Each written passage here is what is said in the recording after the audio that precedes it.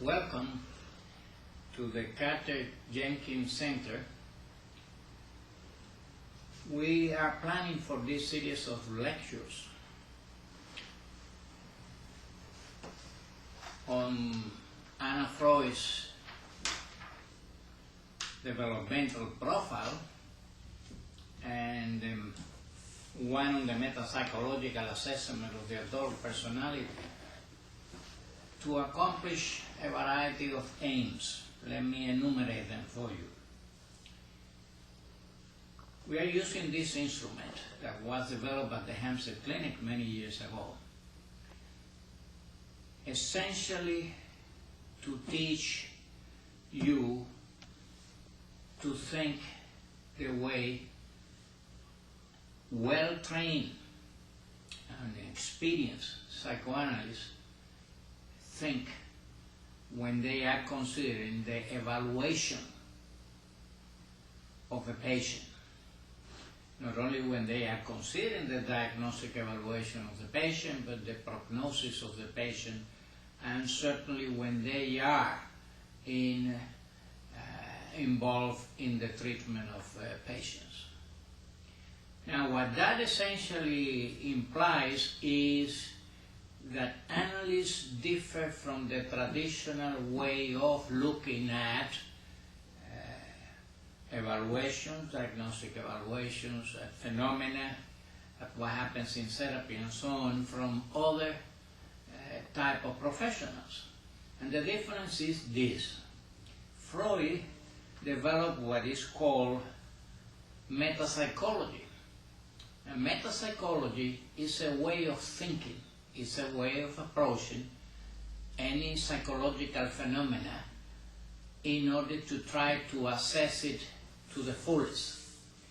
And what the word metapsychology essentially means is, in his times, the psychology of his times was a descriptive psychology. Metapsychology, which I have written here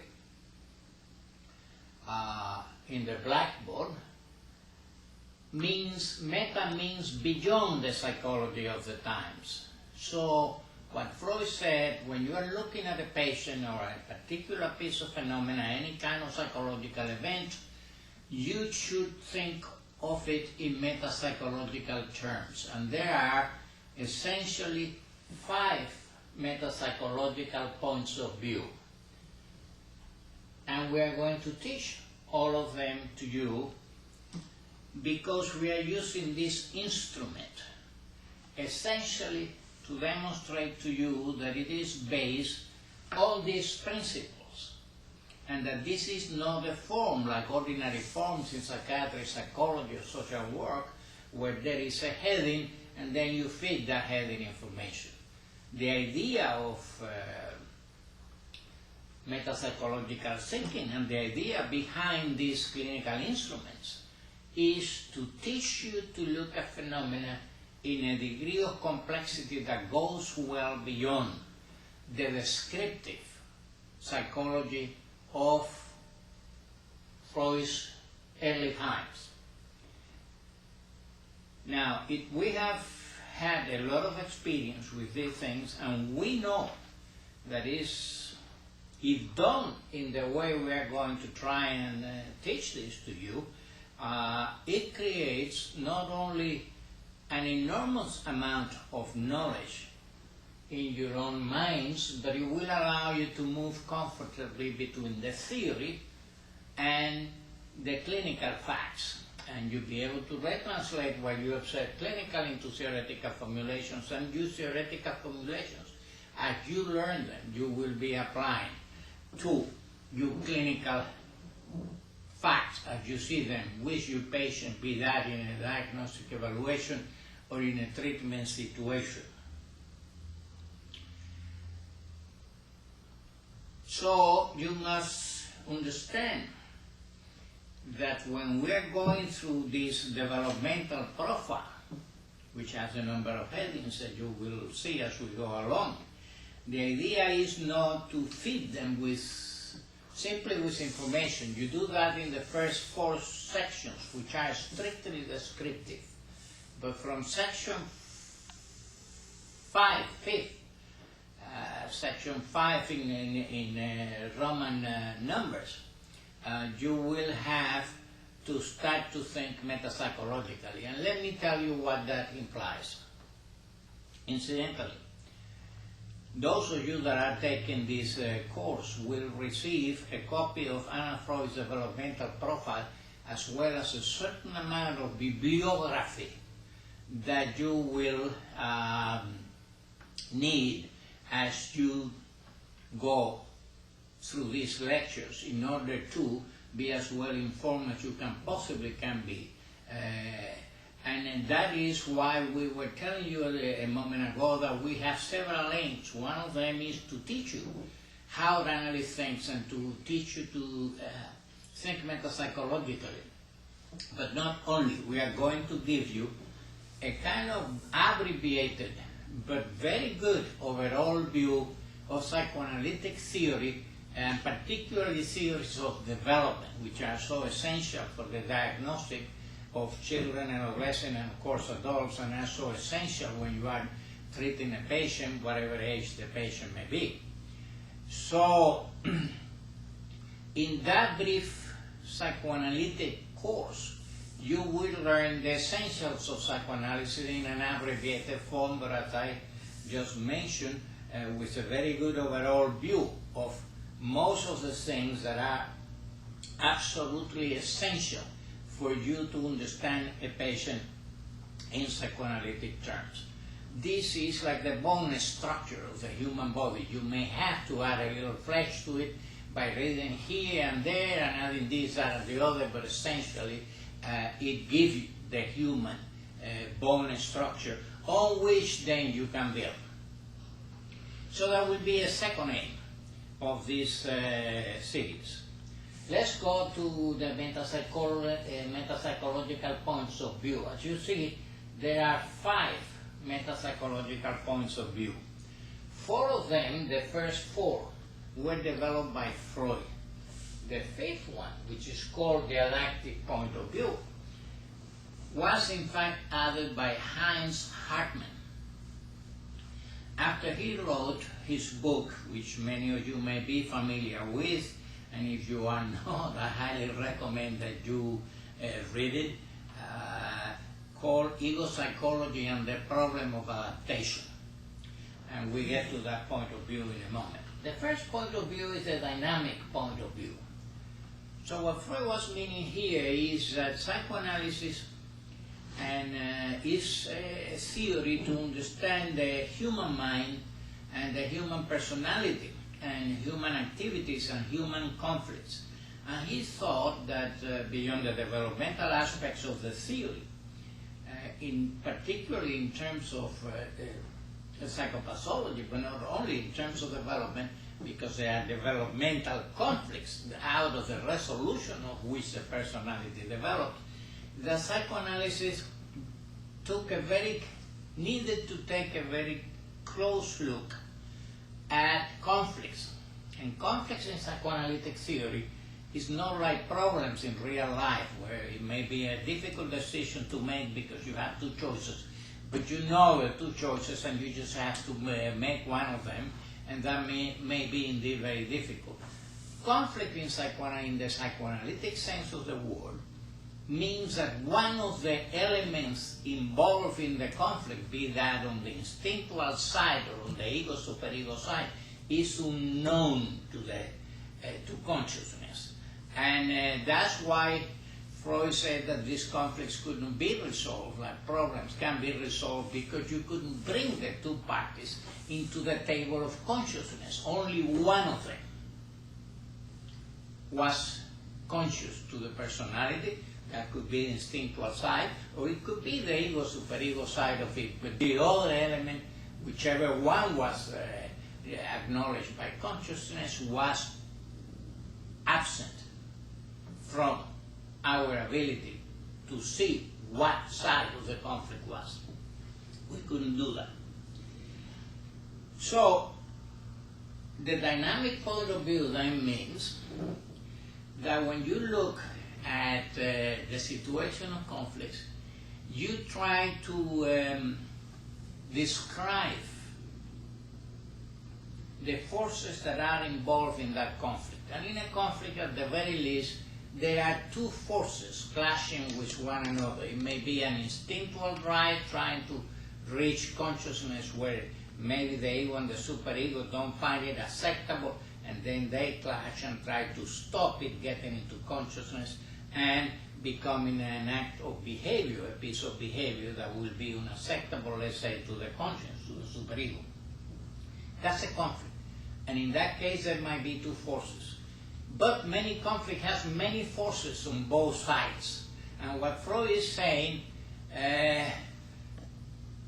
as far as it is possible, make as much of an effort as you can make to describe the forces that you think are involved in the conflict, whether it is one on one side, another on one side, or two or three on this side and two or three on this side.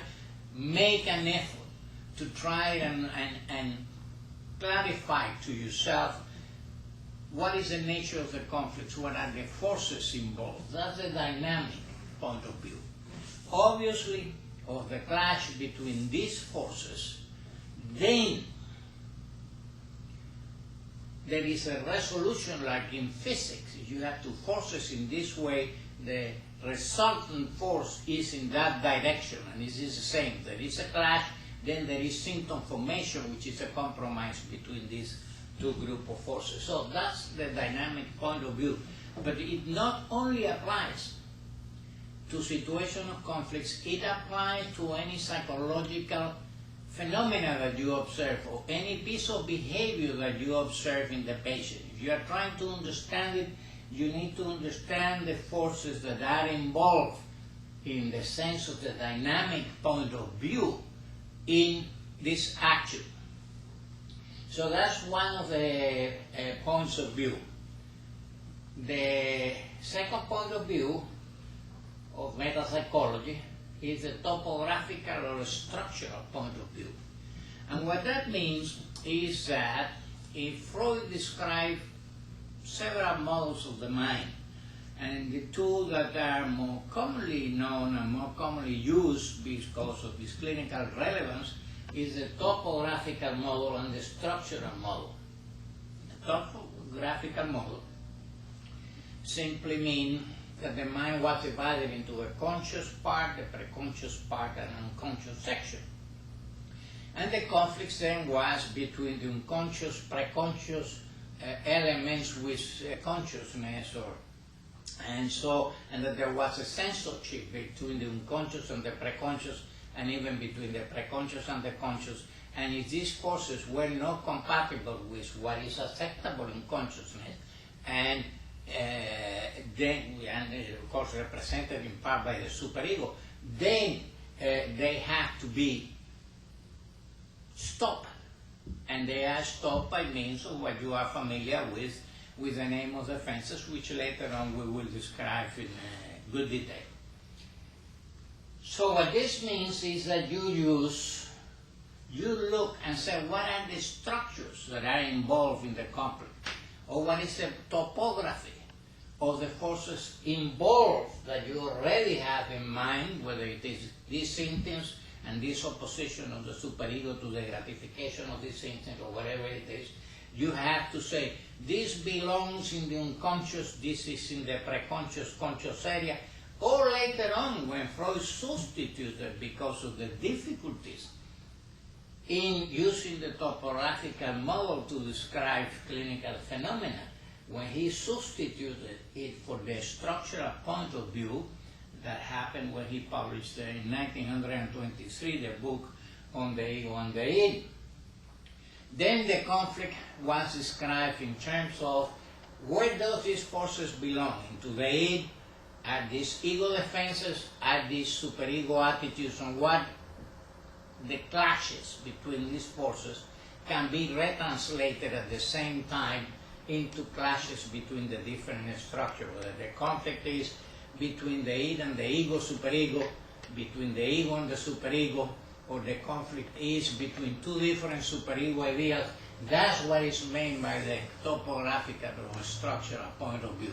So you make an effort to describe which ones are the structures involved in either the conflict that you're trying to understand or in whatever phenomena you are trying to observe. You can say this is a phenomena that is based on inactivity to which the ego has no opposition. In fact, it makes it viable for it to be gratified, and the superego has no objection and so on. Or it may be just the opposite. The superego is not going to have it and it's going to request that the ego use certain defenses against the inactivities.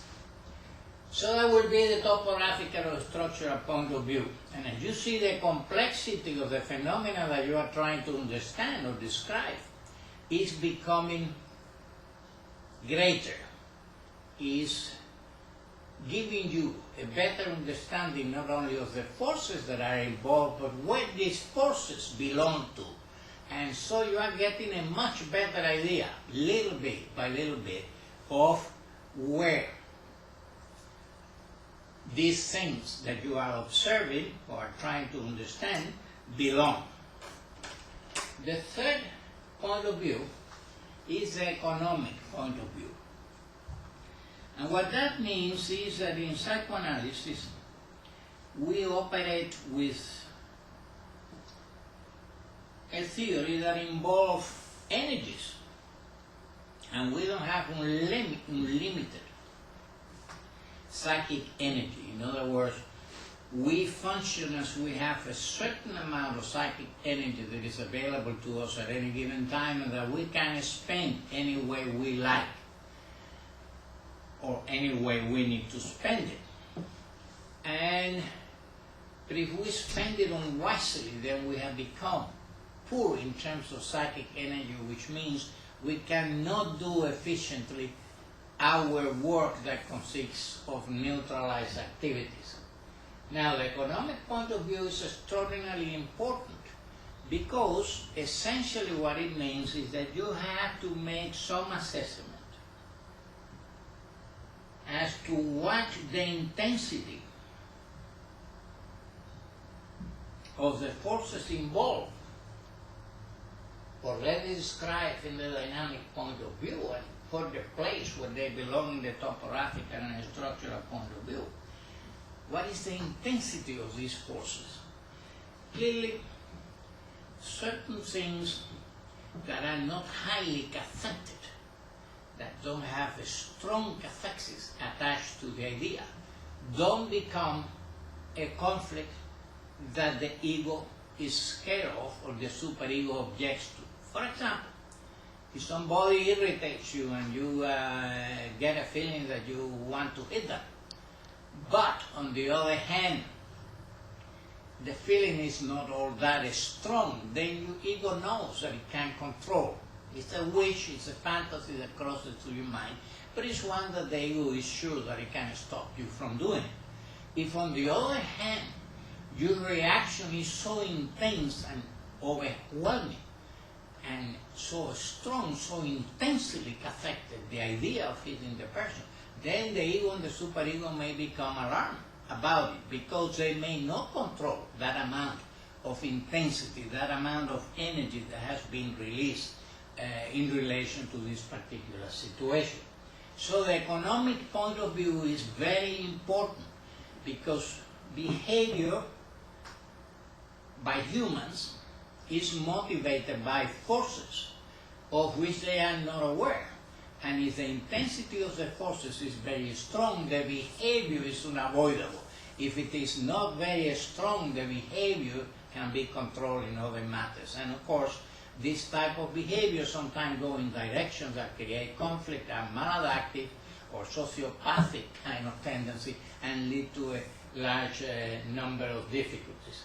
So the economic point of view is extraordinarily important and needs to be assessed. You need to describe the different forces that are involved, how strong is the component inside or the drive that is looking for gratification in actual behavior, on how strong are the forces that oppose there's such a gratification. So that's the economic point of view, extraordinarily important.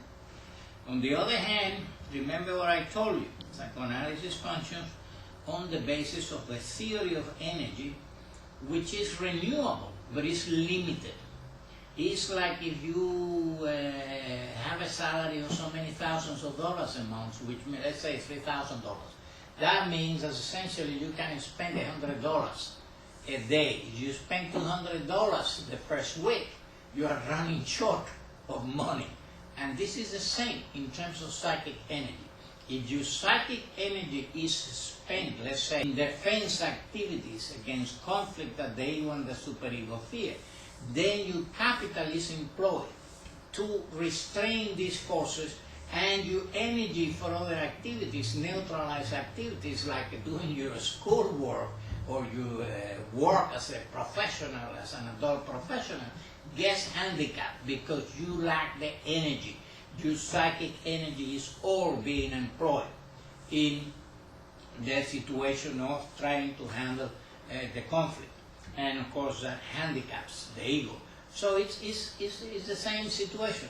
If your money is spent inappropriately and you are over budget, you will have problems. At some point you will have no money in the bank at all and you are in trouble. The same is true in terms of the strengths of the intensity of the conflict that human beings are exposed to. Now then we have the fourth metapsychological point of view, and that's the genetic point of view. Now genetic here doesn't mean genes, which is what we tend to understand in the modern world by genetics. It means phenomena that is somehow related to the gene composition of the human beings. But that's not what we are referring to here. Genetics in this context of the metapsychological points of view means origin, what is the genesis of the phenomena that you observe. So, if you are observing a phenomena that you already described in terms of what were the forces in the id, which means the structural point of view, or the forces, again the dynamic point of view on the ego-superego side, that are opposing the forces in the id, you are describing the structural point of view and the dynamic point of view, and you are assessing how much is the intensity of the conflict that you are observing, and that's your economic point of view, and you see how the complexity or your understanding of the phenomena and your ability to describe the phenomena, not in a strictly descriptive sense, but in metapsychological terms, is yielding enormous results that the pure description couldn't possibly do. Now then you say, well, this is the conflict, or this is a piece of phenomena, or this is the developmental issue that I am looking at. You have to say, what was the genesis of the conflict that I see here today? How did it come to be? When did it start? And on what basis did it start? What were the forces that created it, became the origin of the conflict that we are seeing now, maybe many years later? Sometimes, if you are looking at a younger child, it may be forces that are related to the developmental conflicts that are typical and normal for growing up and developing the personality structure that you resolve these conflicts. So they may be topical, but they may have happened 10 years ago, or there's some residues that are now producing symptoms, ego restrictions, ego inhibitions, shame, guilt, a variety of phenomena that then we have to address. And the question is, how did it come to be? What is the origin of it? What are the roots of the things that we are seeing over here? And so that's the genetic point of view. Now the adaptive point of view, and this were Freud's 4 points of view, that is what is called in psychoanalysis metapsychology. Some people think that when you use the word metapsychology, all you are saying is that it's a complicated description or an obscure description that nobody but the writer can understand. And that's not what metapsychology is. It's a very clear statement of these different points of view in trying to address a conflict, a developmental issue, a piece of behavior, any type of psychological phenomena in a way that goes past describing what is happening in front of your eyes and trying to understand the complexity of it. So this were Freud's. And that's what meta-psychology view, the meta-psychological point of view means. It means nothing obscure, but on the contrary, something that you try to clarify. Now I have to warn you that these things are ideals.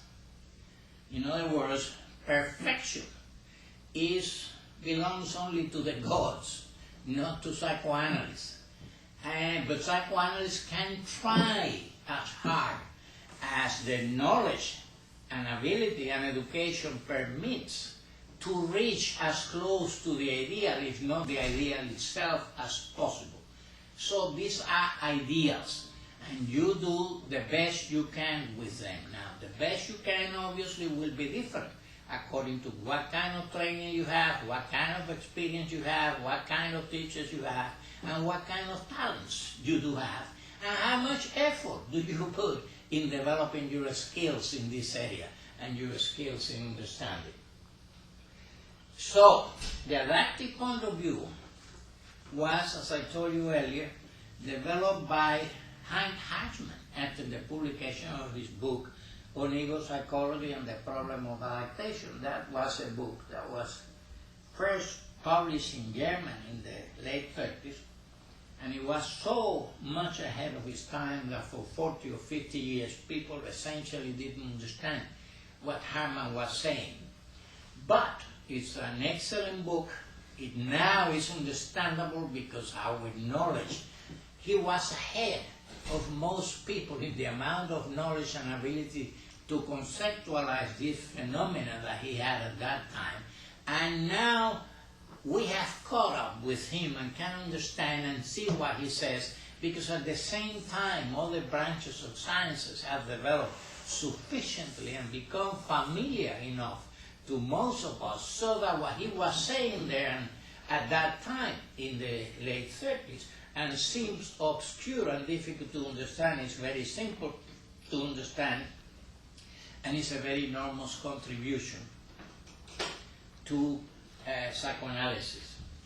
Essentially, the adaptive point of view means that anything that a human being does, including the situation of conflicts and the resolution of conflict, has an adaptive element on it. In other words, that is an adaptation of sorts. Now, we may think that it is a poor adaptation, and it may well be a poor adaptive effort, but what Herman is essentially saying, and what we as analysts should take home of this concept, is that that is the best that that particular human being, with the resources that he owned at that time, in the given circumstances in which this situation did arise, that was the best that he could do.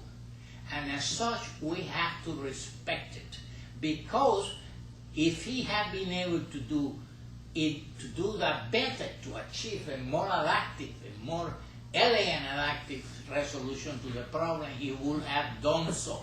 So you have to take it that whatever it was and whatever the outcome, even if it looks very poor to us, that's the best that that person, with the ego that he had at that time, with the resources that he held and the circumstances in which this did arise, was the best that he could do, and as such we have to respect it. Before we dare to touch it, we need to assess, in these meta-psychological terms, whether the patient has the resources now that time has gone by, that his ego has grown, that perhaps the environmental circumstances have changed, whether we as analysts with our therapeutic tools and armamentariums have the ability to help him produce a better solution that he was able to produce by himself at the time that the conflict took place.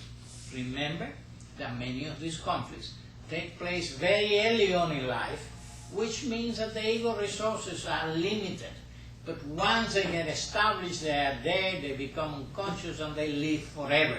And though you may grow enormously in the cognitive sense, they are still there bothering you. And that's where we as analysts can intervene. And when we assess that that was the situation, that in fact this patient now has the resources to achieve a more adaptive solution than the one he was able to achieve when he was 4, 5, 7, or 10 years of age, then we help them to do that. Of course, we find cases in which that is not possible at all, and we know that the best thing we can do is to leave it well at home. We can do no better than they did. So, that is essentially what metapsychology is, and that is what this instrument is going to teach you to do. And it teaches you to do that when you do diagnostic evaluation, and it teaches you to think in this way when you interact with other human beings and other patients, and when you are in a therapeutic situation. You will try and comprehend for your own enlightenment and that of the patient, and your ability to retranslate this knowledge into viable solutions for the patient. You need this information. That's what the course will aim at doing. Obviously, in doing so, we need to impart to you some information about psychoanalytic theory, particular certain aspects of theories, and I told you earlier you will receive a list of the bibliography that you should make yourself familiar with. It is easily available. We can even provide it for you if necessary, though it is available in any good library. Now let's go now to what was called, and it's still called, the Anna Freud Developmental Profile. Now I have to tell you that this applies, is taking the developmental point of view here is basic, and it permeates the whole thinking. But that is what the way it should be. Even if you only see adults, you have always to remember that the child is the father of the adult. And if you don't understand development and you are just restricted to reconstructing what you think happened, you are going to make a lot of mistakes unless you are extraordinarily gifted and extraordinarily careful. Yet, if you have knowledge of development, if you have observed children at different developmental stages and what kind of ego they have and what kind of problems they do confront, how they cope with these problems, then you don't have to make such enormous feats of your imagination to try and reconstruct what happened, because you know what happens to children at those ages and in such circumstances when dealing with certain type of problems. So it's extraordinarily helpful, and that's why we are going to tell you a lot about development.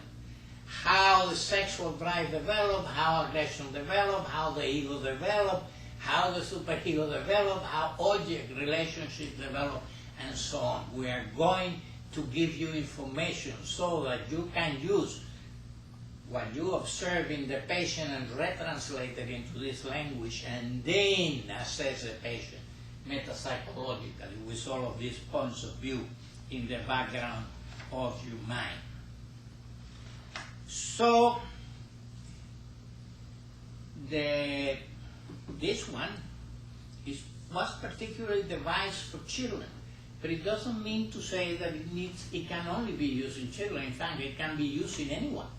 Whatever is said here applies to everybody. The only thing that you need to do is to modify certain things which obviously you have to modify when you are thinking of an adolescent instead of a 5-year-old, or you are thinking of an adult instead of a 5-year-old of an adolescent. In other words, think of sexual development.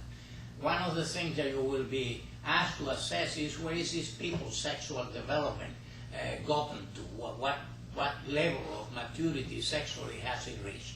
Well, obviously, if you have a 5-year-old, you expect him to be in the phallic Oedipal phase. If he is an adolescent, you expect him to have become now genital. And if you are talking of an adult, you expect him to have reached the maturity that is expected of sexual adults, in the sense of being able to find a sexual partner that is unequal, that they will love each other, enjoy each other, and share with each other.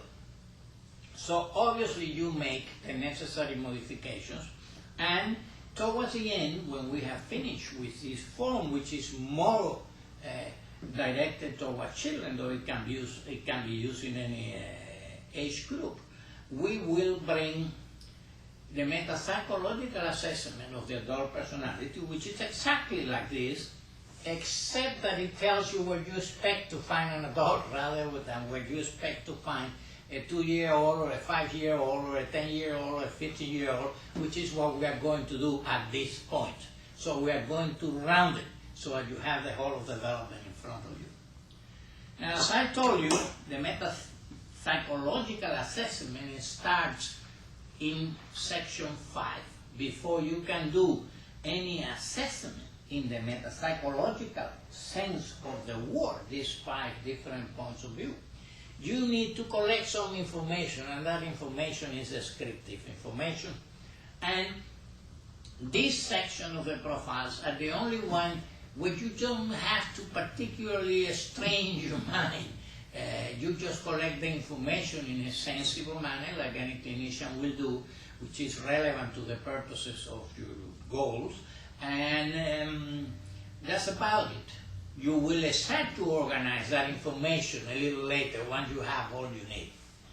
So let me tell you now where we start. The first section of this diagnostic profile, developmental profile, is called Reasons and Circumstances for Referral and Description of the Symptoms. That's what you will do as clinicians, whether you are a social worker, a psychologist, or a psychiatrist, or a counselor, or whatever other activity you kind of are engaged in the field of mental health. You obviously want, if somebody comes to a clinic or comes to you for help, you want to know what are the reasons why that patient has referred himself there, or has been referred by somebody to you, and what is the description of the symptoms.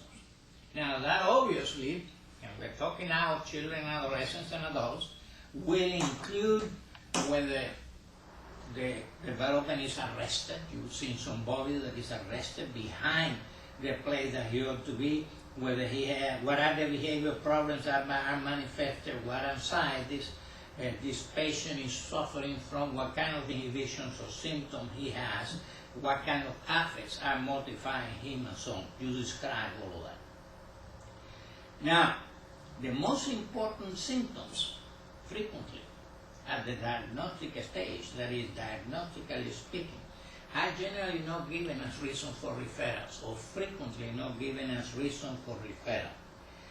Indeed, the motivation and urgency of the referral at this particular point in time does not necessarily coincide with the intensity of the symptoms that are observed at the time of referral. You may well say, but this is not much of a problem now. It was an enormous problem 5 years ago. Why did he wait so long? Or is the same enormous problem now that it was 5 years ago, but why did the patient wait so long? You try to be alert to the fact that these things are meaningful, are important. The patient may not be able to give you the answer, but you know that this is not postponed for just for the heck of it. There is a good reason to do the postponing, which will be of interest to you to find out. You have to treat this first interview as you treat dreams, or as analysts treat dreams. In other words, there is a manifest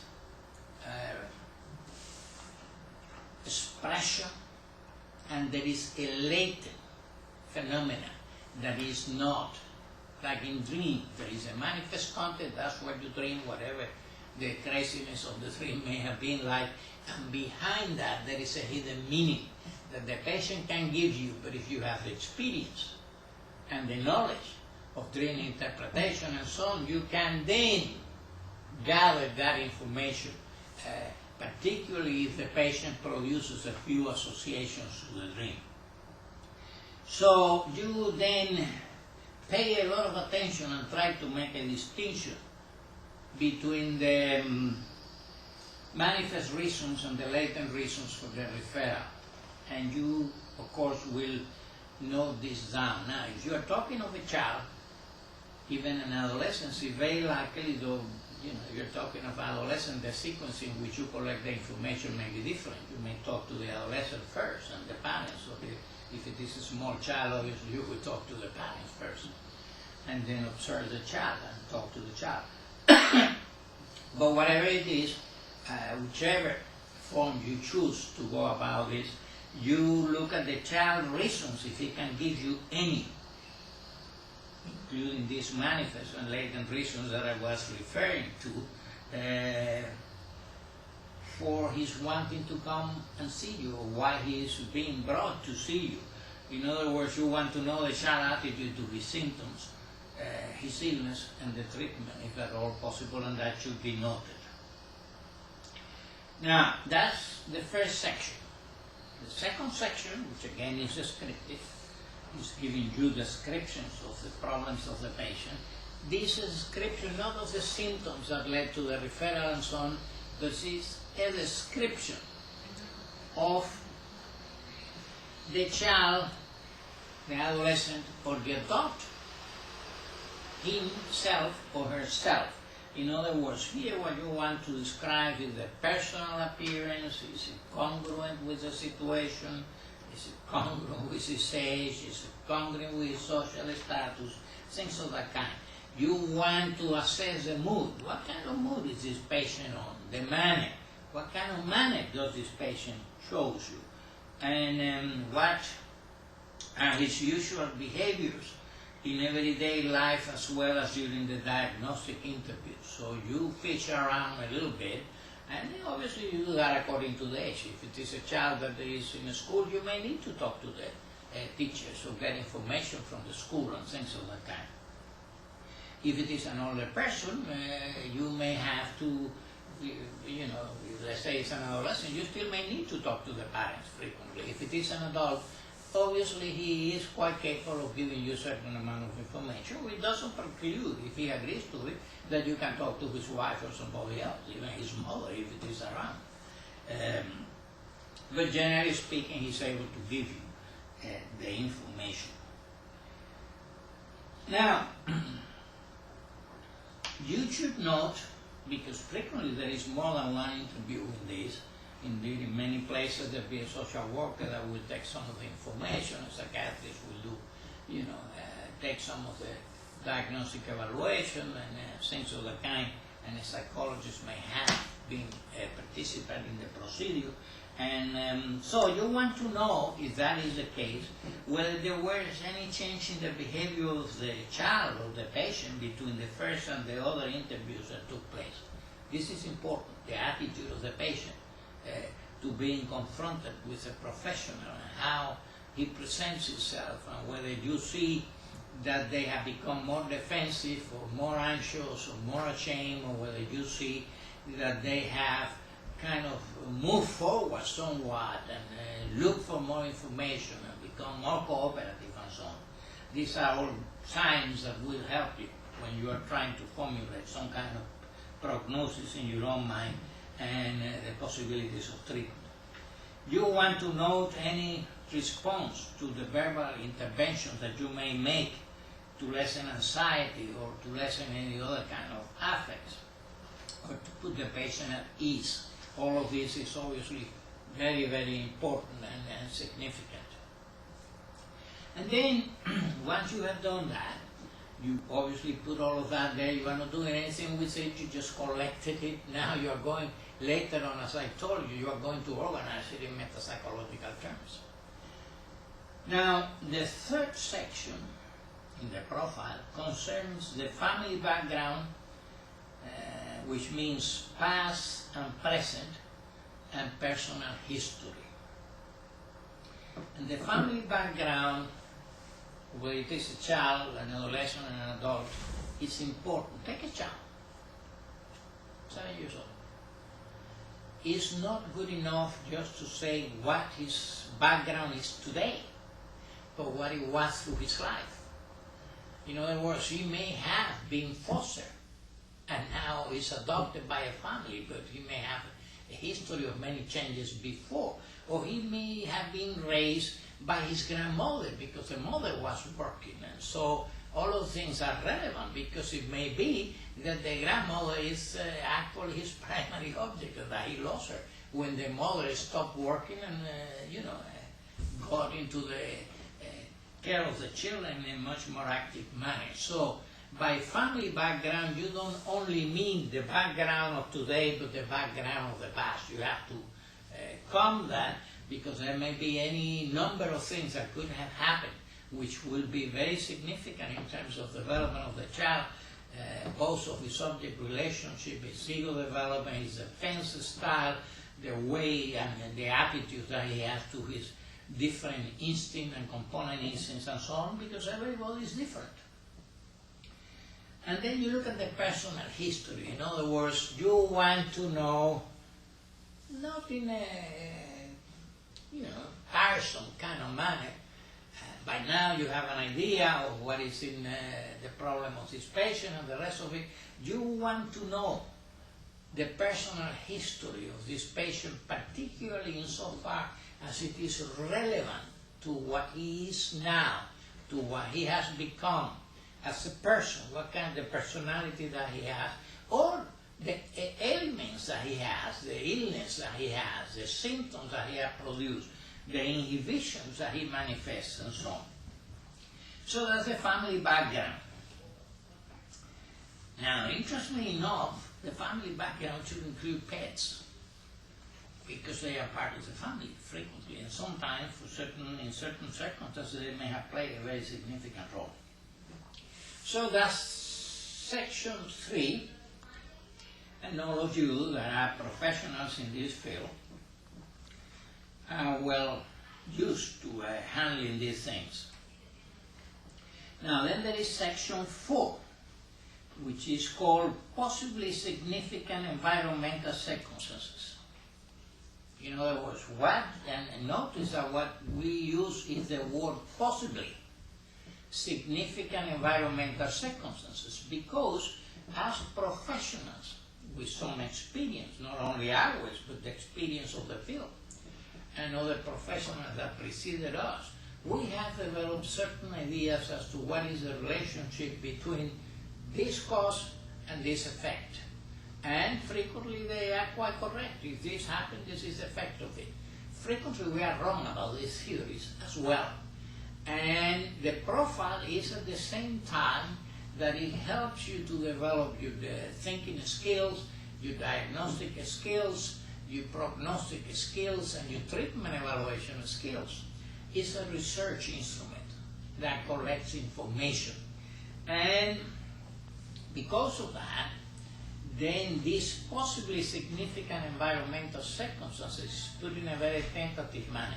And the reason for that was that at the clinic, at the Anna Freud clinic, this diagnostic initial profile, initial evaluation, was followed by another profile after a year of treatment and by another profile at the end of the treatment, which meant that they possibly became now erased and became significant environmental influence, because hopefully you have now true, valid, reliable, proven information that this event led to this problem, and not that event led to this problem. Common as it may be that that event leads to the problem that you may be seeing or considering this particular patient. But remember, we are all unique, and we are all an island unto ourselves, and we don't react to the same events of necessity in the same form always. Indeed, in families with several children where something catastrophic happened and there are 2 or 3 siblings, the reactions can be completely different. For one, it will be damaging to the ego. For the another, will be capable of making the ego development to speed itself further for whatever reason. So that's why this session is so important, and why we use possibly significant environmental influences. And then after we collected more information and gave it a lot of thought, and put it together. We talk possibly out, and now we talk of significant environmental influences. I mention this just as to make you aware that this is a wonderful instrument for research, just as it's a wonderful instrument to teach you to think, metapsychologically. Now, what do you assess on the possibly significant environmental circumstances? You assess, first of all, the timing of the referral. It may show, for example, what part the child plays in the family life, in as much as one may be able to deduce the child's reaction to the part allocated to him, for example, compliance, refusal. This may tell us something about his personality, in other words, how he is reacting to the demands that are being imposed on him from the inside. After all, as I told you, he's unique. He's an island unto itself, and people are impinging on him, and not two of us will react in exactly the same way, though there are patterns that we all follow. There we are all idiosyncratic in that sense. So that's the first thing that you look at, the timing of the referral. Then you look at the causation, the possibly significant influences in the causation of the disturbances that the child presents with. In other words, you look at his environment, the personal history, you say, well, of what I hear so far, it seems to me that this may be related to that. You start to speculate, which is what you're doing at this point. And that's why we talk about possibly, yeah? So that is what may have been significant for the causation of the disturbance, and that includes, when possible, the external precipitating factors. As you know, it's not uncommon that something that happened in the environment around that time may have been the triggering mechanism for the phenomena that you observe, for a cascade of problems that follow that situation. And so you look at the external precipitating factors that may have played a role at the time of the apparent beginning of the disorder of this particular child, adolescent, or adult, and at the time of the referral, if they do not coincide.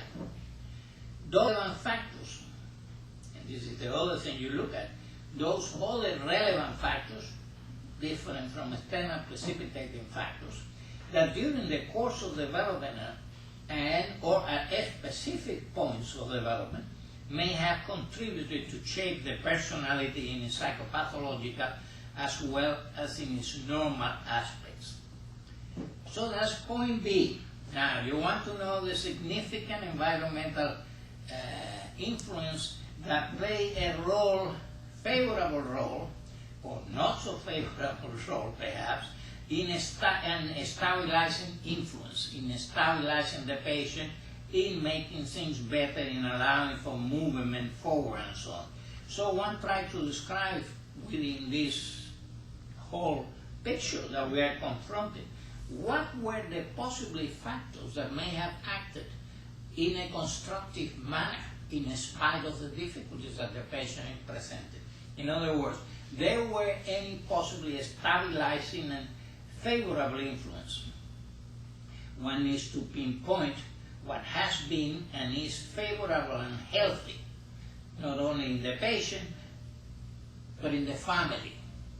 So you can not only look at the pathogenic factors both in the family and in the patient, but you have to look at the favorable and stabilizing influences otherwise. You look at the environmental factors which may favor the treatment process, in addition to the factors that may favor the illness. So you look at both sides of this coin, and you look at the parent's ability, if you are thinking of treatment, to sustain the treatment process. Some parents can do that. And if that, if you know that beforehand, why you enter into it? At least you can warn them of it, that they need to stick with the treatment, otherwise it'd be a disaster. And so a note should be made at the same time of all the relevant healthy aspects of the parents that we were just saying. And these are the descriptive sections. here you are in the old, typical, time-honored, descriptive psychiatry, descriptive way of approaching by any professional, social worker, psychologist, psychiatrist, the phenomena that they observe. From this point onwards, though, you will have to start to think in these terms. You have to get this material that you now got and say, what does it mean? Where do I see the forces in conflict? To which structure do they belong? How strong are they? What was the origin of all of it? You must have all of this information here, because in a way, when you have this in the background of your mind and you train yourself to think that way, you are asking questions so that you will have the information for this. The next sections, I will read them to you. Section 5, in Roman numbers, is the assessment of development, and that will include drive development, and it will include the sexual development, phase of development, both of the sexual drive and the aggressive drive. It will describe libido distribution, where it is in the self, in the objects, and so on. And so you are, as you see, getting into much more complex and sophisticated way of thinking about the same descriptive data that you are. Obviously, when you talk about the distribution of cathexis between the self and the objects, you have gotten yourself into the area of narcissism, primary and secondary narcissism, and we will educate you as to how it is that we handle these, evaluate these things, and how we think of them theoretically and conceptually. And so it goes, you know. We will continue with these things. We hope that you will follow all the lectures. There are about 12 or 13 of them, maybe 14 of them will make this course, at the end of which we will expect you to have a good idea how analysts think and what metapsychology is and how you do that, and you can train yourself to do that. If you think this way when you approach a patient and you take the trouble to write a few profiles, then you will learn to do this, and you will learn to be comfortable with theory and retranslating theory into what you see in your patient and getting the clinical phenomena that you observe and put it in a theoretical framework that you can then communicate to your colleagues. It facilitates your writing papers, it facilitates your understanding of the patient, it makes you a considerably better therapist, and it allows you to develop communication skills that we need very badly. So, this is an interactive course, and we will be in touch with those that follow it, and will provide some opportunity for questions and for interaction with the people at the Carter-Jenkins Center, including myself, so that some of the problems that you may confront, misunderstanding, and clarification that you may need, we will provide them for you. All of this will be available in the web, in the internet. You will have access to it, and you just have to obviously fill a form so we know who you are and what you are using this for, and what qualifications you have, and so we will proceed from there, but we will provide you information. I wanted to let you know as well that we do have what we call at the Carter-Jenkins Center, one of the branches is the International Psychoanalytic Virtual Institute, which will provide training anywhere in this country, that is the US, or the world, where such facilities for training are not available. We are not in competition with anyone. We are a non-profit organization. There is no economic gain in any of this for the Carter-Jenkins Center. We are strictly non-profit. We want to disseminate psychoanalysis as knowledge that is invaluable for mental health workers, let alone to its innumerable applications to many other fields. So we will provide this on the web. At the same time, we have another branch in the Carter-Jenkins Center, which we call the International, again, Virtual Psychoanalytic Society, which is different from the Institute, and will provide at least one, possibly two scientific sessions a month for those of you that have an interest and are not in an area where you can attend the scientific meetings of psychoanalytic societies because they are far away from you. These meetings that we will provide for you are ones that have taken place in a variety of different psychoanalytic societies, and will be in relevant issues that will certainly enhance your education. If you are interested in further training, even if you are in an area where the possibilities of training don't exist because there are no psychoanalytic institute, our Psychoanalytic Institute, virtual institute, the International Psychoanalytic Institute, will offer you different levels of training, including the possibility of full education in psychoanalysis by means, even if you don't have analysts locally, we have a large number of training analysts all over the world. We have a faculty of over 40 people at the present time, all over the world. Many different cities in the world, London, Melbourne, Seattle, you name it, we have them. And you can make your own personal arrangements with your individual analysis that you choose from that particular list, and you can have your analysis by means of video conferencing. We can provide the link, and we'll try and help you with how that gets organized and done. Your financial arrangements are private with whoever you choose to do it. Some people may have only an interest in developing some more knowledge in psychoanalytic theory, and they can take the courses that are relevant for that. That's another level that we offer. And you have, again, to be registered with the Carter-Jenkins Center, and we need some information, and then you can access these things.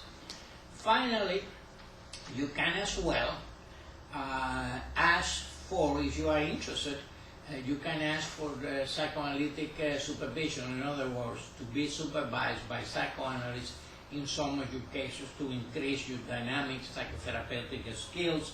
Again, we have a large faculty, international faculty that you can choose from. They are all very distinguished people, and they are all very capable and experienced people, and so you will have access to the best analysts in the world.